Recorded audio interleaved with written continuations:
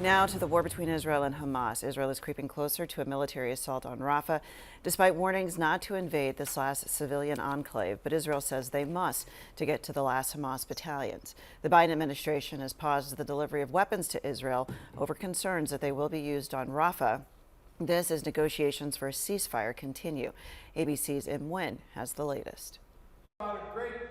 In the face of President Biden's threat to withhold weapons from Israel, Prime Minister Netanyahu is staying the course, saying if we have to stand alone, we will stand alone. That response exacerbating tensions between Israel and the White House. The president warning Netanyahu not to invade Rafah, where more than 1 million civilians have sought refuge. Biden on CNN.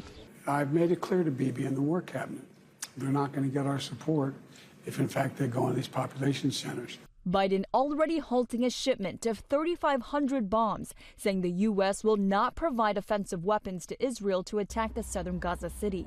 But other defensive weapons are still flowing to Israel from the U.S. Israeli forces have launched what they describe as limited operations in Rafah, with Netanyahu telling Dr. Phil in a new interview overnight that the area is Hamas's final stronghold.